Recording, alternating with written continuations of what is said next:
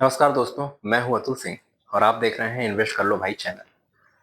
आज हम बात कर रहे हैं 2025 की सबसे बड़ी मार्केट कहानी की। फॉरेन इंस्टीट्यूशनल इन्वेस्टर्स यानी एफआईआईज ने अब इंडिया को मोमेंटम प्ले नहीं बल्कि एक मैच्योर स्ट्रक्चरल ग्रोथ मार्केट के रूप में देखना शुरू कर दिया है। 2024 के आखिरी महीनों में जहां हेवी सेलिंग हुई थी, वहीं मार्च 2025 में 3.23 लाख करोड़ की सेलिंग साइकिल फाइनली ब्रेक हुई और अगले ही महीने 2783 करोड़ की फ्रेश इनफ्लोज देखने को मिले। अप्रैल जून के बीच यह सेंटिमेंट और मजबूत हुआ और एफआईआई एक पूरा प्लेबुक बदल चुका है। अब वो इंडिया को नैरेटिव की तरह नहीं बल्कि स्ट्रक्चर की तरह प्ले कर रहे हैं। 2024 की दूसरी छमाही में 4.34 लाख करोड़ की भारी बिकवली हुई। जनवरी 2025 तक क्यूमुलेटिव विड्रॉवल 87,000 करोड़ रहे। यूएसडी आईएनआर के 87 के पास जाने से एफआईआई आउटफ्लो और तेज हुआ। लेकिन सिनारियो बदला मार्च 2025 में। डोमेस्टिक इन्वेस्टर्स यानी डीआई ने यूएसडी 73 बिलियन की हिस्ट्री मेकिंग खरीदारी की। उनकी मजबूती ने मार्केट को नीचे गिरने नहीं दिया और यही एफआईआई कॉन्फिडेंस का फाउंडेशन बना। अब एफआईआई इंडिया में वापस आकर calculated data driven selective bets लगा रहे हैं। ग्लोबल फैक्टर्स क्या थे? US interest rate and USD. US economy की रिकवरी हुई जिससे यूएसडी मजबूत हुआ। इमर्जिंग मार्केट्स में रिस्क एवर्सन बढ़ा, लेकिन जैसे ही फेड स्टांस सॉफ्ट हुआ, इमर्जिंग मार्केट इन्फ्लोज बढ़े और इंडिया सबसे बड़ा बेनिफिशियरी बना। दूसरा, यूएसडी आईएनआर रिलेशनशिप। रुपी कमजोर होने से एफआईआई बेचे, रुपी स्टेबल होने से एफआईआई फिर खरीद रहे। जनवरी 2024 से यूएसडी आईएनआर के हर शार्प मूव पर एफआईआई फ्लोज उल्टे दिशा में चला गया। पिछले 5 साल का पी प्रीमियम देखें तो इंडिया वर्सेज इमर्जिंग मार्केट 65% है, इंडिया वर्सेज चाइना 55%। पिछले 10 साल का average premium India versus emerging market 70%, India versus China 85%। ये प्रीमियम अभी भी ऊंचा है, लेकिन पीक से नॉर्मलाइज हुआ है। इसका मतलब एफआईआईज अब वैल्यूएशन कंफर्ट नहीं ढूंढ रहे, वो अर्निंग क्वालिटी और स्ट्रक्चरल स्टोरी पर फोकस है। डोमेस्टिक फैक्टर्स की बात करें तो अर्निंग वीकनेस से शॉर्ट टर्म कंसर्न रहा। Q2, Q3 and Q4 FY25 में अर्निंग्स तो सॉफ्ट हुई। निफ्टी 50 का पैड ग्रोथ मिड 2020 के 30% से गिरकर जून 2025 तक सिर्फ 5% रह गया। इससे एफआईआई कॉशियस हो गए थे। फिर आया earning recovery, the turning point. FY26 estimated EPS growth 11% है, 27 एस्टिमेटेड ईपीएस ग्रोथ 16% है।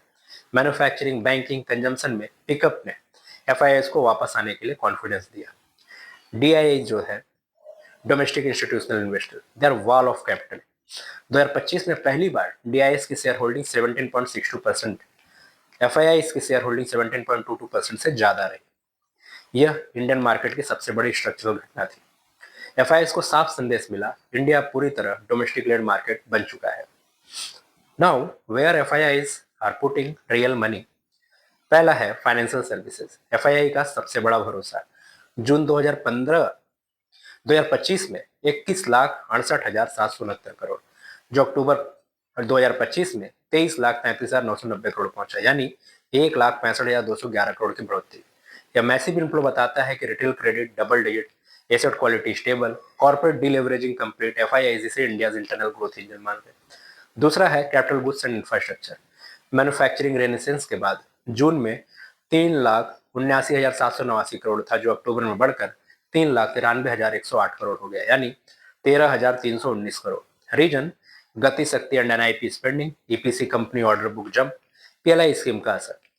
तीसरा टेलीकम्युनिकेशन, न्यू ग्रोथ प्रॉक्सी। जून में 3,54,028 करोड़, अक्टूबर में बढ़कर 3,82,079 करोड़, यानी 28,041 करोड़ की बढ़त। 5G roll out, fintech, digital consumption, telecom अब यूटिलिटी नहीं ग्रोथ सेक्टर बना है। ऑटोमोबाइल्स एंड ऑटो कंपोनेंट्स, ये हाई कन्विक्शन साइकिल। जून में 4,90,405 करोड़, अक्टूबर में 5,59,128 करोड़, यानी 68,723 करोड़ की बढ़ोतरी। रूरल रिकवरी और राइजिंग इनकम, साथ में जीएसटी कट, एफआईआई का full confidence play. And then defence and manufacturing, global investors को भारत का डिफेंस इकोसिस्टम अट्रैक्ट कर रहा है। प्रोक्योरमेंट और एक्सपोर्ट पुश की वजह से सॉलिड मल्टी ईयर थीम बन रही है। एफएमसीजी, एफआईआई का एग्जिट जोन। अप्रैल से जून में एफआईआई ने 12,400 करोड़ वर्थ एफएमसीजी बेच डाला। एयूसी स्टेबल है, लेकिन इनफ्लो नेगेटिव। रीजन था valuation fatigue, low operating leverage and muted consumption. Information technology, ये चला गया अंडरवेट में। जून में जहां 5,99,627 करोड़ था, अक्टूबर में घटकर 5,08,584 करोड़, करीब 91,043 करोड़ का बिकाऊ लिया। But why? Global risk aversion, muted deal cycle, slow enterprise spending, FIIs clearly IT से एग्जिट करके डोमेस्टिक साइकिल्स में शिफ्ट हो रहे हैं। अगर स्ट्रक्चरल शिफ्ट की बात करें तो इंडिया स्टोरी से इंडिया स्ट्रक्चर, ग्लोबल साइक्लिकल से अब इंडिया साइक्लिकल्स की ओर आ रहे हैं, अर्निंग मोमेंटम से अब अर्निंग क्वालिटी की तरफ, वैल्यूएशन कंफर्ट से फंडामेंटल कन्विक्शन की तरफ। दोस्तों, अब इंडियन इन्वेस्टर के लिए सबसे जरूरी बात क्या है? एफआईआईज अब फास्ट मनी नहीं, स्मार्ट मनी बनकर आ रहे हैं। यह इनफ्लो पिछले लिक्विडिटी साइकिल्स जैसा नहीं है, यह selective, sector focused, conviction conviction driven flow है। इंडियन इन्वेस्टर्स को क्या करना चाहिए? Focus on structural themes like financials, capital goods, manufacturing, telecom consumption, domestic led. Avoid overvalued defensive themes like FMCG, IT short term में weak दिख रहा है।